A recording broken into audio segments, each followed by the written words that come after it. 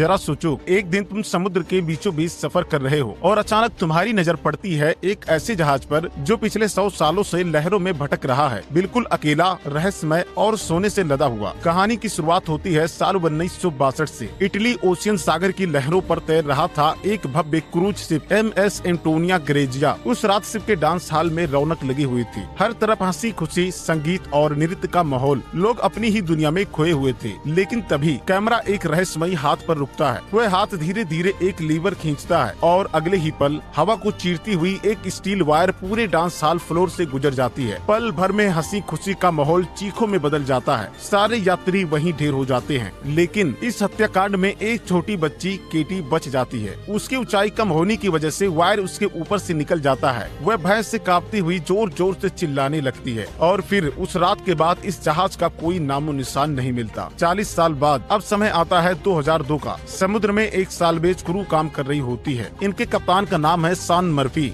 एक सख्त लेकिन समझदार लीडर। उनकी टीम किसी टूटे फूटे जहाज को किनारे तक खींच कर लाती है और इस कामयाबी का जश्न मनाने लगती है। उसी दौरान इनके सामने आता है एक रहस्यमयी शख्स, जैक फेरीमन। वह खुद को एक बेदर पायलट बताता है। जैक कहता है कि उसे समुद्र के बीचों बीच एक पुराने जहाज के बारे में जानकारी है, वही एंटोनिया ग्रेजिया जो 40 साल पहले अचानक गायब हो गया था। जैक के अनुसार उस जहाज में बहुमूल्य खजाना छिपा है। लालच और रोमांच दोनों ही चीजें सुनकर टीम मान जाती है और वे सब उसके साथ उस दिशा में निकल पड़ते हैं। कई दिनों की यात्रा के बाद जब वे उस जगह पहुंचते हैं तो पहले तो सबको निराशा होती है। वहाँ कोई जहाज नजर नहीं आता। लेकिन तभी समुद्र की धुंध के बीच से एक विशाल परछाई सामने आती है और जैसे ही वे करीब आता है सबके रोंगटे खड़े हो जाते हैं। वह वही जहाज था, एंटोनिया ग्रेजिया। पूरा का पूरा शिप बिल्कुल वैसे ही जैसे 40 साल पहले था, लेकिन समय की मार और वीरानी उसमें साफ झलक रही थी। मर्फी और उनकी टीम जहाज पर चढ़ते हैं। जहाज सुनसान था लेकिन वातावरण भारी और डरावना। चारों तरफ अजीब सी आवाजें गूंज रही थी। टीम आवाज का पीछा करते हुए एक पुरानी क्लॉक तक पहुंचती है। उसका पेंडुलम अब भी हिल रहा था, जैसे किसी ने अभी अभी उसे छेड़ा हो। लेकिन जैसे ही वे करीब जाते हैं वह अचानक रुक जाता है। इतने में पास रखी मेज पर पड़े स्क्रिपल अपने आप बदलने लगते हैं और शब्द उभरते हैं, वेलकम। सबके होश उठ जाते हैं। आगे बढ़ते हुए अचानक फ्लोर टूट जाता है और टीम का एक सदस्य नीचे गिरने लगता है। उसी समय मरीन उसका हाथ पकड़ लेती है और खींचने लगती है। लेकिन जैसे ही वह झुकती है उसकी नजर सामने जाती है। वह देखती है एक छोटी बच्ची,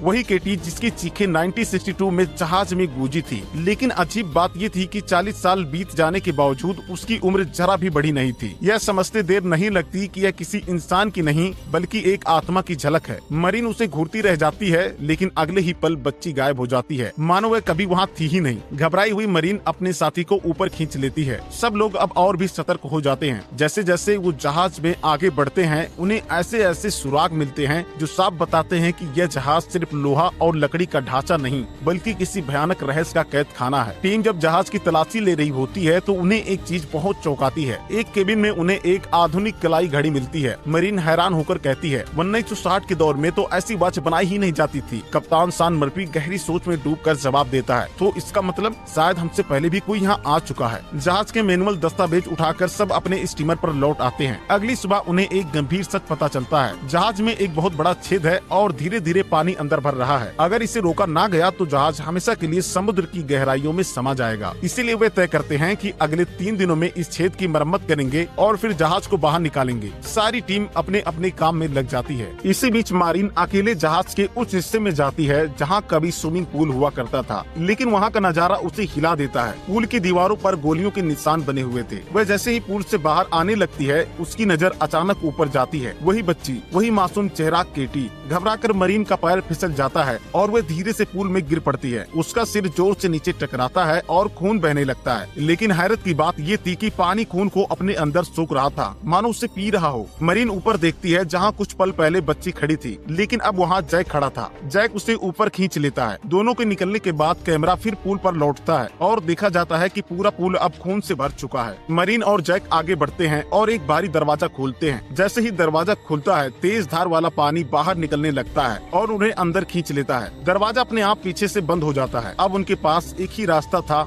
आगे बढ़ना। कुछ देर बाद वे एक बड़े केबिन में पहुंचते हैं। वहाँ रखे थे 9 विशाल लकड़ी के बक्से। बाकी साथी भी आ जाते हैं और सब मिलकर बक्से खोलते हैं और अंदर जो दिखता है वह सबको हैरान कर देता है। हर बक्से में रखा था सोने की ईंटों का ढेर। कुल 9 बक्से और हर बक्से में 28 सोने की बार यानी खजाने का एक समंदर। अंदर सारे लोग रोमांच और लालच में डूब जाते हैं। वे तय करते हैं कि जहाज को छोड़ो, सोना लेकर ही निकल जाते हैं। सोने को उठाकर सब अपने स्टीमर में ले जाते हैं, लेकिन उनकी खुशियाँ ज्यादा देर तक नहीं टिकती। स्टीमर के अंदर गैस सिलेंडर का नॉब अपने आप घूमता है और जहाज के पूरे माहौल में गैस फैलने लगती है। उसी वक्त मरीन को फिर से केटी की आत्मा दिखाई देती है। लड़की घबराई हुई उसकी तरफ दौड़ती है जैसे उसे आगाह करना चाह रही हो, लेकिन अचानक कोई अदृश्य ताकत केटी को धक्का दे देती है और वह गिर जाती है। तभी टीम का एक साथी इंजन ऑन कर देता है और अगले ही पल भयानक धमाका होता है। स्टीमर आग के गोले में बदल जाता है और उसमें मौजूद साथी जिंदा जल जाते हैं। अब मरीन के मन में एक ही सवाल है, ये बच्ची कौन है? वह क्यों बार बार सामने आ रही है? सच्चाई जानने के लिए मरीन जहाज की पैसेंजर डेटा देखती है। वहीं उसे नाम मिलता है केटी हार्वुड। मरीन उसके कमरे तक पहुंचती है। कमरे के भीतर उसे दिखाई देता है केटी का ढांचा। अब उसे साफ समझ में आ जाता है, अब तक जो भी लड़की उसे दिख रही थी वह असल में उसी केटी की आत्मा थी जो इस जहाज में कैद होकर रह गई है।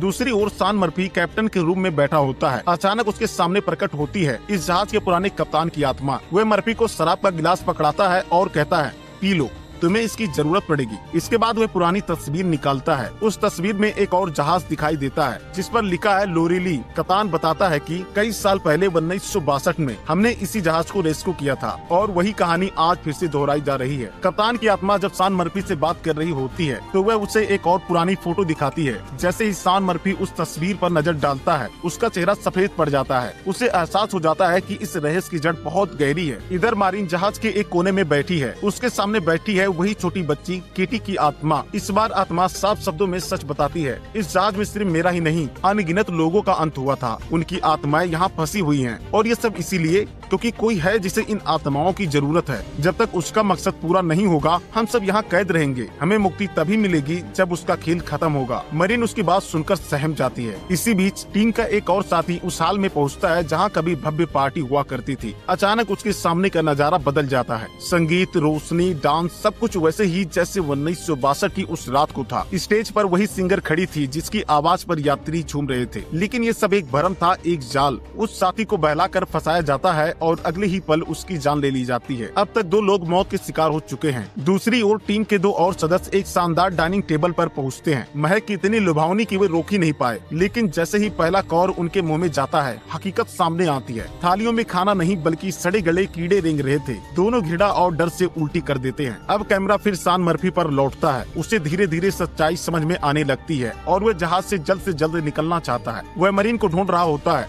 लेकिन तभी उसके सामने प्रकट होता है उसका वही साथी जो ब्लास्ट में मारा गया था। असल में यह उसका भूत था जो लगातार मर्फी की ओर बढ़ रहा था। उधर मरीन भी मर्फी को ढूंढते ढूंढते वहीं पहुंच जाती है, लेकिन जब सान की नजर उस पर पड़ती है तो उससे मरीन की जगह अपना वही मरा हुआ साथी दिखाई देता है। पागलपन और डर के असर में वह मरीन पर हमला कर देता है। मरीन पूरी ताकत लगाकर उसका सामना करती है और उसे घायल कर देती है। सान लगभग उसे खत्म करने ही वाला होता है कि तभी अचानक पीछे से जैक आकर उसे बेहोश कर देता है। जैक वही इंसान था जिसने सबको इस जगह पर पहुंचाया था। अब वह मर्फी पर शक का बहाना बनाता है और उसे नीचे एक्वेरियम रूम में बंद कर देता है। बाकी बचे 2 साथी भी जैक और मरीन के साथ मिलकर जहाज की मरम्मत करने लगते हैं। उनके पास अब कोई और विकल्प नहीं था। अगर जहाज ठीक न हुआ तो सब डूब जाएंगे। इसी दौरान मरीन अपने एक और साथी को ढूंढने निकलती है, लेकिन बच्ची की आत्मा फिर से उसके सामने आती है। इस बार उसे वह सच्चाई दिखाती है। वह साथी पहले पार्टी हाल में गया था जहां सिंगर की आत्मा ने उसे बहकाया। मोह में पड़कर वह उसके पीछे ऊपर चला गया, लेकिन जैसे ही उसने उस पर भरोसा किया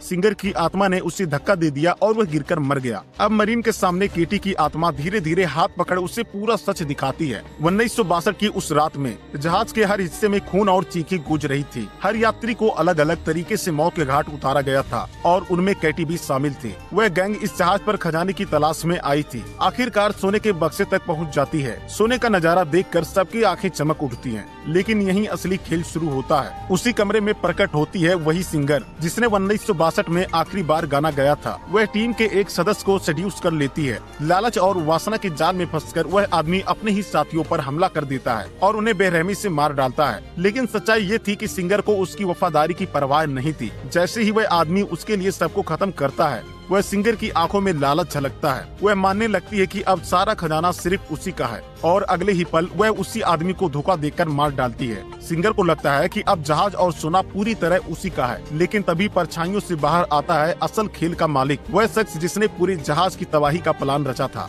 वह बिना कुछ कहे केवल एक हल्का इशारा करता है और उसी इशारे के चलते सिंगर की मौत हो जाती है। यानी अब खेल पूरी तरह उसी आदमी के हाथ में था। इसी बीच केटी की आत्मा मरीन के सामने प्रकट होती है। वह उसे उस आदमी का असली चेहरा दिखाती है। मरीन सन्न रह जाती है। वह कोई और नहीं बल्कि जैक है। हाँ, वही जैक जिसने उन्हें सोना दिखाने का लालच देकर यहाँ तक पहुँचाया था। अब मरीन को साफ समझ में आ जाता है उसका साथी सान मर्फी बिल्कुल निर्दोष था। असल गुनहगार तो जैक है, जो इंसान नहीं बल्कि एक दुष्ट आत्मा है। मरीन जैसे ही सान को बचाने के लिए एक बेरियम रूम की तरफ दौड़ती है, उसे बहुत देर हो चुकी होती है। सान की मौत हो चुकी थी। उसके हाथ से तैरती हुई नीचे गिरती है वही फोटो जो जहाज के पुराने कप्तान ने दी थी। अब सारी गुत्थी खुल जाती है। जैक कोई इंसान नहीं बल्कि एक इविल स्पिरिट है। वह आत्माओं को अपने लिए इकट्ठा करता है, शायद किसी अंधेरी शक्ति या शैतान के लिए काम करता है। और यही वजह है कि वह इस जहाज पर हर किसी की जान लेना चाहता है ताकि उनकी आत्माएं उनके संग्रह का हिस्सा बन जाए। मरीन अब अकेली रह जाती है। वह अपने साथी से कहती है, जैक पर नजर रखना, मैं दूसरे को ढूंढने जा रही हूँ। लेकिन जब वो जहाज के नीचे पहुँचती है तो उसे पता चलता है कि उसका दूसरा साथी पहले ही जैक का शिकार बन चुका है। इसी बीच जैक उस जगह पहुँचता है जहाँ मरीन का साथी उसकी निगरानी कर रहा था। दोनों में बहस होती है और फिर झड़प। गुस्से में मरीन का साथी जैक पर गोली चला देता है। वह समझता है कि जैक मर चुका है, इसीलिए वह वहाँ से निकल जाता है। अब मरीन जानती है कि इस जहाज से बाहर निकलने का केवल एक ही तरीका है, इसे हमेशा के लिए खत्म कर देना। वह जहाज के अलग अलग हिस्सों में बम लगाना शुरू कर देती है। हर कोने, हर डेक में विस्फोटक फिट कर दिए जाते हैं। उसी समय उसका वही साथी जिसने जैक पर गोली चलाई थी उसके पास वापस आता है।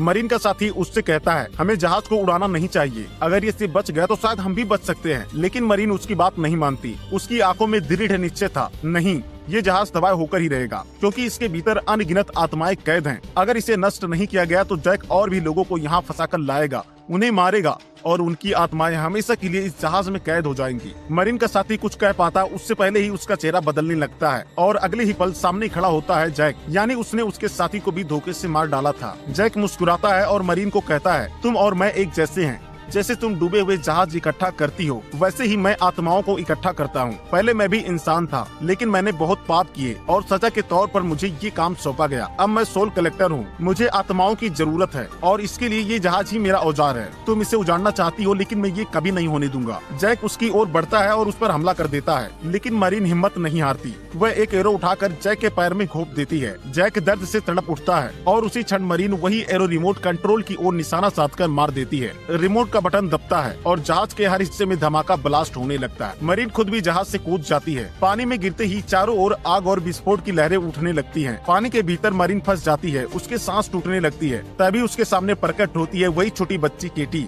उसकी आत्मा मरीन का हाथ पकड़कर उसे ऊपर की ओर रास्ता दिखाती है। बहुत मशक्कत के बाद मरीन सतह पर पहुंचती है। वह देखती है कि जहाज ध्वस्त हो चुका है और उसके साथ साथ उसमें कैद सभी आत्माएं आजाद हो रही हैं। चारों तरफ उजाला फैल जाता है। हर आत्मा स्वर्ग की ओर बढ़ने लगती है। उनमें केटी भी थी जिसने आखिरी पल तक मरीन का साथ दिया। दरअसल बाकी आत्माएं जैक की गुलाम बन चुकी थी लेकिन केटी एक पवित्र आत्मा थी। वह गुलाम नहीं बन पाई और इसी कारण बार बार मरीन की मदद करती रही। आज उसी की वजह से सबकी आत्माएं आखिरकार आजाद हो चुकी थी। मरीन एक लकड़ी के बॉक्स के सहारे समुद्र में तैरती रहती है। काफी देर बाद उसे एक जहाज देख लेता है और ऊपर खींच लिया जाता है। बेहोशी की हालत में उसे अस्पताल ले जाया जाता है। जब वह होश में आती है तो देखती है उस जहाज का सारा सोना एक नए जहाज में लादा जा रहा है। सोना वही लालच का हथियार। जैक की आत्मा अब भी जीवित थी और वह फिर से इसी सोने के सहारे नई आत्माओं को फंसाएगा, उन्हें मारेगा और हमेशा के लिए कैद कर लेगा। मरीन घबराकर सबको रोकने की कोशिश करती है लेकिन किसी को उसकी बात पर विश्वास नहीं होता और तभी भीड़ में से गुजरता है वही शख्स जैक। वह मुस्कुराते हुए जहाज पर चढ़ जाता है।